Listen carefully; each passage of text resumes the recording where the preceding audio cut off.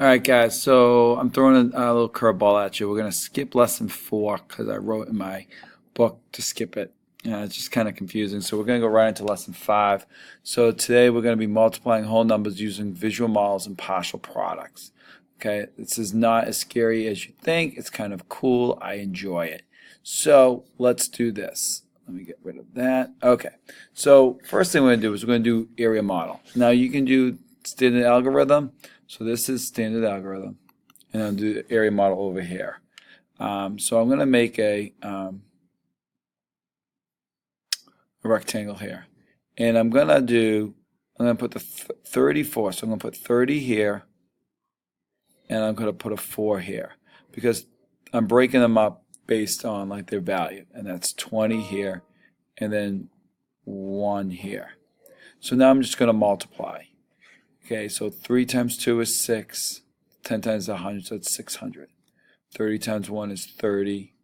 This is 4. And this is 80. Now you just add it. You go 600 plus 30, 80, and 4. It's 1. I should get, in theory, 714. So now when I go over here, same thing. I'm going to do 34 times 1, okay? So that's 4, and that's 3. So 1 times 4 is 4, 1 times 30 is 30, so that's a 3. Now I got to do 2. So now, but this isn't 2, this is 20. So this 2 is really 20. So what I'm going to do is put a 0 as a placeholder. 2 times 4 is 8. That's 6. Add it up. Bing, bada, boom. I got a right answer there. Okay? So that's, see, when we talked about partial products, guys, this is partial products. These are all partial products because these numbers are multiplied, so they're products, but they're pieces. And watch this. If I add these two together, I get 34. Okay? And if I add these two together, I get 680. And look, 34 is right here, 680 is right there. Sorry about all the arrows. But I just want you to understand that. Okay? Let's go, hold on. Okay, so now let's do this next one. Area model. So I'm going to do this. I'm going to put 434 on top because it's just bigger. It doesn't really matter where you put it. You can put it on the bottom or the top or the side. It really doesn't matter. It's 4, and this is 20, and this is 1. So now again, just multiplying. Partial products. 4 times 2 is 8. 10 times 100 is 1,000, so it's 8,000. This is 600. This is 80, 4, 30, 400. Now I got to take all these partial products and add them up. Just line up the decimal points, take your time.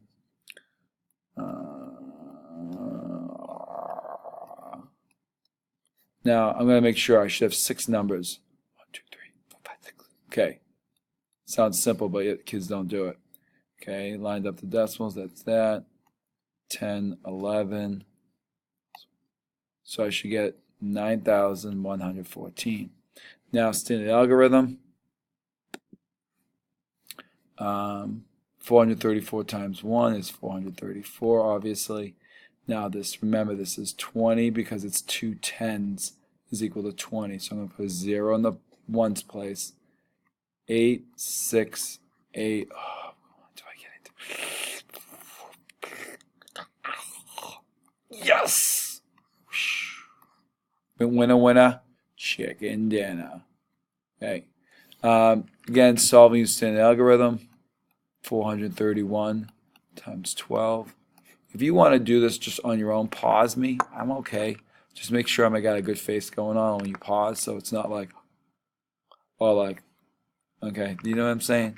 So pause it, go, and then fast forward to when I get my answer.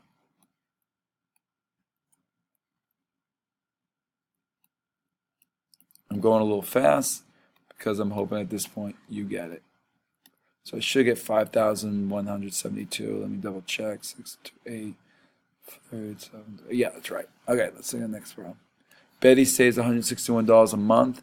She saves $141 less each month than Jack. How much Jack will save in 2 years? Okay, so Betty Davis eyes. Okay, so $161. Jack she saves 100 less. Ooh, this is just like that word problem we had on that last quiz. So if she's making less, that means Jack makes more. So I have to do 161 plus 141, and I get I get $302. So according to this, $302, and this is a month. So per month. Okay, per month.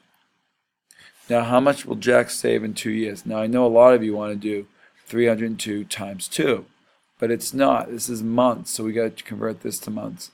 2 years is equal to 24 months.